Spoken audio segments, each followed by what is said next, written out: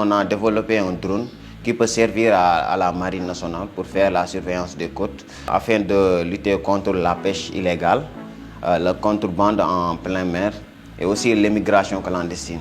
C'est un drone qui peut partir jusqu'à 100 km et il a plusieurs heures de vol aussi. Donc avec ce genre de drone qui est entièrement autonome, on peut couvrir tout ce qui est côte.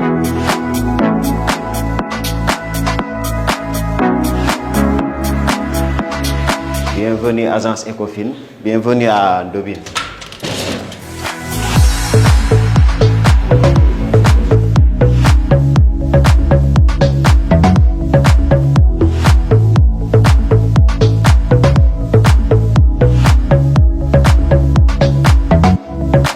Je m'appelle Mohamed Ougay.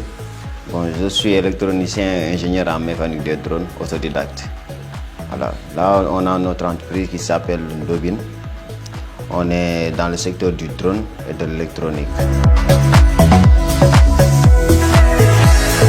Parfois, on a des difficultés avec les drones importés. Ici, on a nos réalités géographiques. En cas de réparation, la majeure partie des gens qui utilisent les drones, ils nous disent l'autonomie, ce n'est pas suffisant. Les batteries, ça se gâte rapidement. La réparation, parfois, c'est un peu difficile. Le fait d'avoir les pièces pour les rechanger aussi, c'est difficile. Donc c'est pour cela qu'on s'est dit que nous allons fabriquer des drones localement ici qui va prendre en compte tout ce qui est climat, les hautes températures, la poussière, le vent, etc. Là, on est en train de travailler sur 2 prototypes de drones. On a un drone multirotor qu'on est en train même de travailler avec. Et aussi, on a un drone à voilure fixe. C'est un drone de longue portée et longue endurance. Donc, ce drone à voilure fixe, c'est un drone qu'on a développé. Là, on atteint les 100 km de distance et on peut aller jusqu'à 8 heures de vol selon les conditions météorologiques. Bon, là, on a une caméra qui est en mode FPV, qui est intégrée dans le drone L-Fix intitulé Ndobin.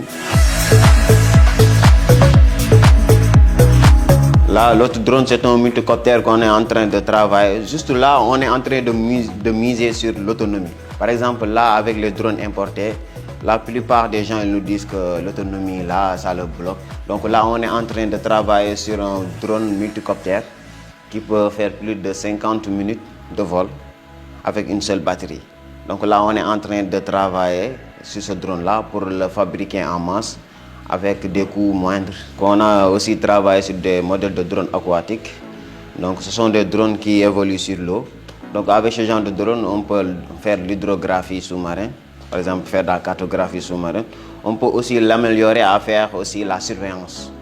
La surveillance, par exemple, en cas de baignade dans l'été, avec ce genre de drone, on peut l'équiper de bouées de sauvetage. Donc, ces drones vont faire des patrouilles au niveau des plages. En cas de détresse, automatiquement, le drone il va aller pour sauver la victime, quoi.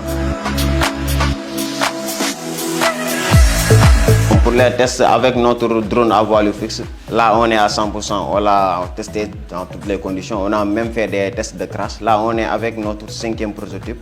Donc on a fait beaucoup de tests de crash aussi. Donc là, notre prochaine étape, c'est de travailler l'esthétique, aussi d'utiliser des matériaux composites pour mieux renforcer l'appareil et augmenter la puissance. Voilà, pour des utilisations beaucoup plus avancées. Pour les prix, ce sera compétitif aussi, hein. Par contre, la technologie, nous on constate que les drones, ça coûte très cher. On va le faire localement, donc on va faire des drones qui sont robustes et accessibles. Le drone, c'est une technologie qui est transversale. Donc, avec le drone, on peut faire quasiment plusieurs choses. Par exemple, dans le domaine du bâtiment, on peut utiliser les drones pour faire la cartographie, les levées topographiques. Aussi, dans le domaine agricole, donc on utilise le drone pour l'agriculture de précision. Par exemple, avec un drone muni de capteurs multispectral, on peut voir l'état de santé des plantes. Et avec un autre drone qui pulvérise des produits phytosanitaires, donc ce drone-là peut pulvériser directement au niveau des plantes pour augmenter la rentabilité. Dans le secteur minier, on utilise les drones pour la volumétrie. Aussi dans le domaine du solaire, de l'énergie, on utilise les drones pour faire l'inspection des lignes haute tension et la thermographie infrarouge.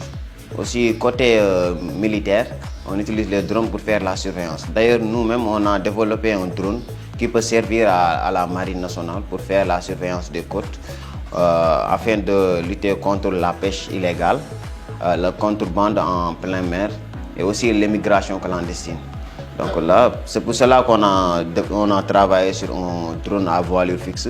C'est un drone qui peut partir jusqu'à 100 km et il a plusieurs heures de vol aussi. Donc avec ce genre de drone qui est entièrement autonome, on peut couvrir tout ce qui est côte ici au Sénégal et surveiller les côtes afin de prévenir d'éventuels cas d'immigration clandestine ou de contrebande en pleine mer. Maintenant, on va commencer à produire, donc, car la technologie est déjà acquise. Donc, depuis plusieurs années, on est en train de faire des recherches sur ce domaine-là, que l'on finance nous-mêmes aussi sous fonds propres. Voilà, là on est avancé. Et aussi, on peut même dire qu'on est au même niveau d'égalité par rapport aux Occidentaux. Parce que la technologie de drone, c'est quelque chose qui est récent. Et aussi, c'est juste les moyens, eux, ils ont les moyens, mais nous, on n'a pas les moyens, mais on parvient à faire des choses comme eux. Avec l'appui, par exemple, de l'État pour acheter nos drones, eux, ils achètent des drones, par exemple, d'autres marques étrangères. Donc, pourquoi pas venir d'ici, travailler avec nous? Nous, on peut travailler avec l'État ou avec l'armée de l'air. Donc, on peut développer nos propres drones ici.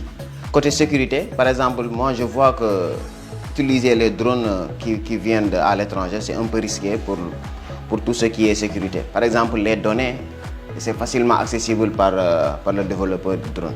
Par contre, si on le développe ici, avec notre propre technologie, et on utilise nos propres serveurs, donc là, les données, par exemple, de l'État, etc., ne risquent pas d'être copiées à l'extérieur.